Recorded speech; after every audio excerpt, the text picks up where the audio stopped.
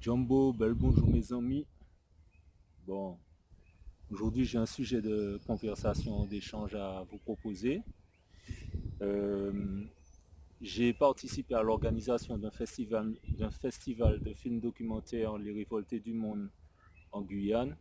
Donc c'est un festival qui permet de proposer des documentaires sur l'esclavage, la colonisation, le racisme, bref, les rapports de domination et les peuples et autres minorités qui sont en lutte aujourd'hui.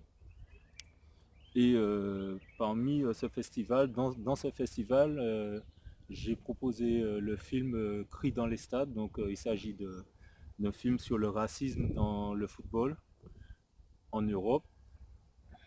Et donc il y a des footballeurs qui témoignent dans ce documentaire des faits racistes dont ils ont été victimes ou témoins.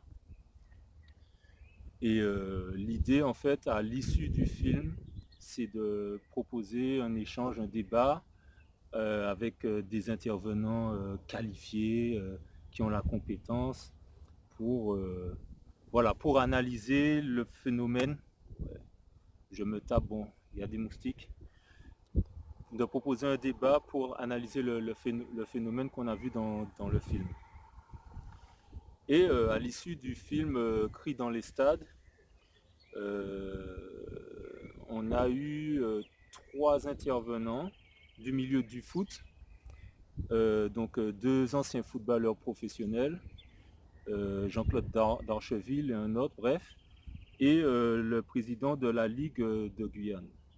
En fait, qui nous ont relaté des témoignages de leur vie professionnelle. Et j'aimerais revenir sur un point parce qu'il y a des témoignages qui m'ont un peu choqué.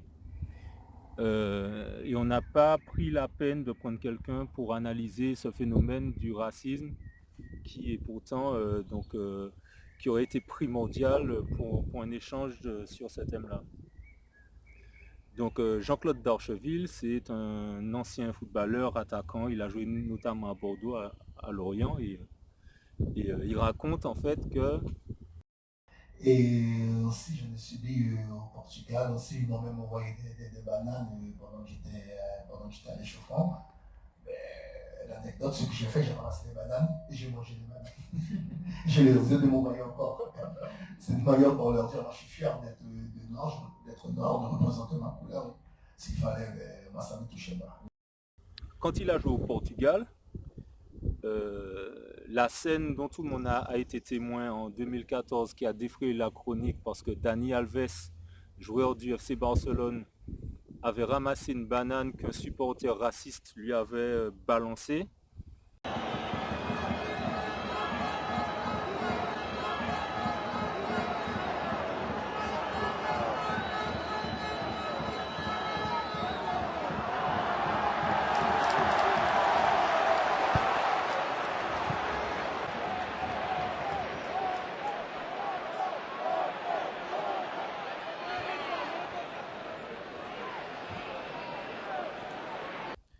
Eh bien, Jean-Claude Darcheville explique que avant ce fait-là, avant Dani Alves en 2014, lui, il avait fait le même geste au Portugal.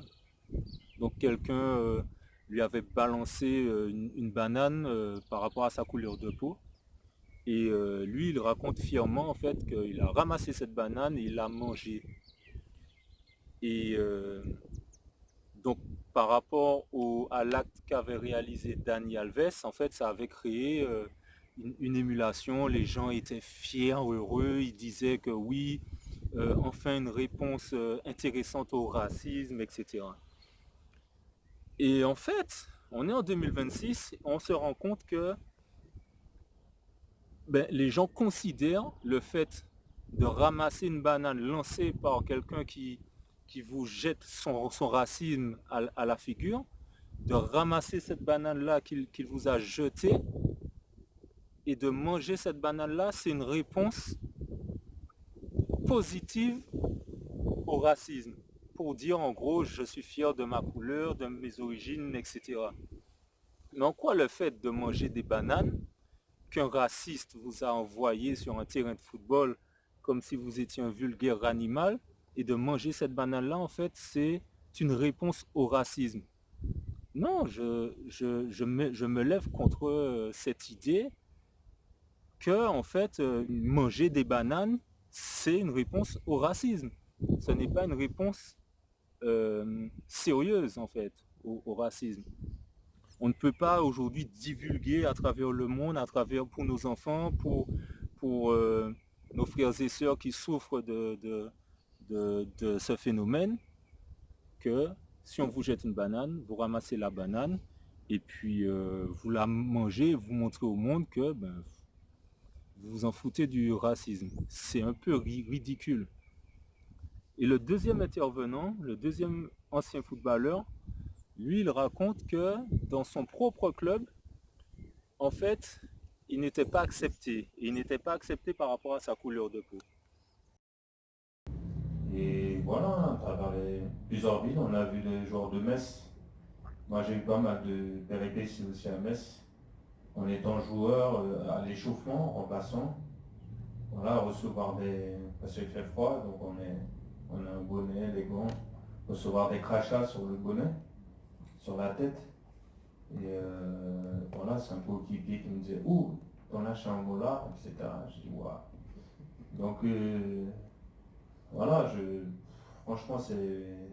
Comme il lui disait, moi j'ai une maman métisse. Donc elle a son papa qui est guyanais, noir, et une maman blanche, qui a été ma mamie, une des femmes les plus gentilles que j'ai pu connaître. Donc arrivé là-bas, j'étais un peu préparé déjà à me dire que je suis au-dessus de tout ça. Et ma réponse, ça va être sur le terrain, quoi, comme disait Jean-Claude. C'est par la performance qu'on fait oublier un petit peu, je veux dire, la perception de ce type de personnes-là. Et voilà, en ayant des résultats, en faisant gagner le club, ça se fait oublier, mais partout, dans tous les stades, même à l'étranger, je suis même allé à Saint-Pétersbourg en Russie, il y avait une grosse pression, mais bon, comme il a dit, on est fiers d'être noir, donc voilà, il fallait le représenter. Et que donc il s'est dit, je vais me montrer irréprochable, je vais en faire 2 fois plus pour que ma couleur de peau, en gros, ne soit plus un problème aux yeux de mes propres supporters. Et je dis non. Tu peux aller sur un terrain de football, tu peux être un très bon footballeur, mais tu peux être le footballeur le plus nul sur ce terrain-là ce jour-là. Ça ne justifie en aucun cas, que quelqu'un puisse te cibler parce que tu as une couleur de peau ou parce que tu as des origines guyanaises ou autres. C'est inacceptable. Et j'aime bien cette formule visant à dire oui, notre humanité n'est pas négociable. Et bien c'est complètement ça. On est dans le sujet, c'est-à-dire que on ne va pas se montrer irréprochable, on ne va pas se dire que oui, on va être un meilleur footballeur, comme ça les gens vont nous accepter, pour justifier que des gens puissent être respectables envers nous par rapport à qui nous sommes, par rapport à notre couleur de peau. Et ça veut dire quoi?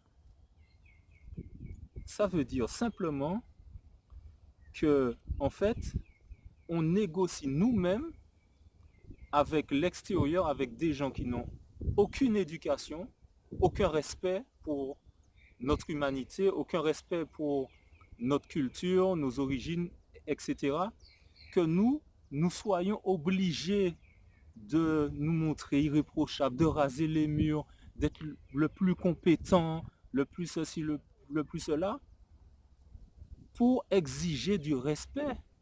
Mais notre humanité n'est pas négociable.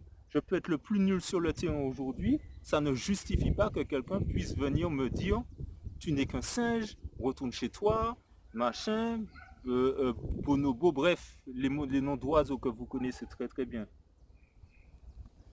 Et donc, lors de cet échange après le film, j'ai été assez déçu de la qualité donc, des interventions. En même temps, on n'a pas choisi des psychologues, des sociologues, des spécialistes du racisme pour venir nous décrypter en fait ce phénomène qui se passe là.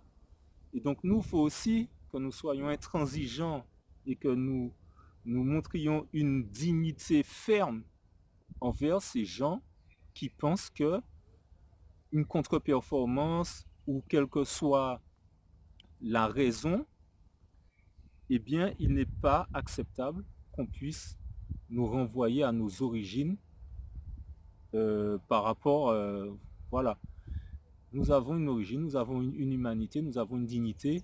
C'est aussi à nous de nous montrer fermes par rapport aux autres qui pensent qu'ils peuvent nous attaquer parce que en fait on n'est pas comme eux et donc les blancs eux auraient le droit d'être moins compétents sans qu'on leur dise oui tes ancêtres viennent des cavernes machin etc.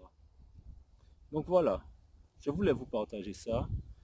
Euh, Effectivement, n'hésitez pas vous à me dire ce que vous auriez fait à la place de ces footballeurs là, puisque beaucoup encore aujourd'hui disent que oui, euh, je ne vais pas sortir du terrain, moi ça me motive, quand j'entends des cris de singes, je ne veux pas faire la victime, etc. Qu'auriez-vous fait? Et quelle est la bonne réponse à adopter? Je vous dis à bientôt.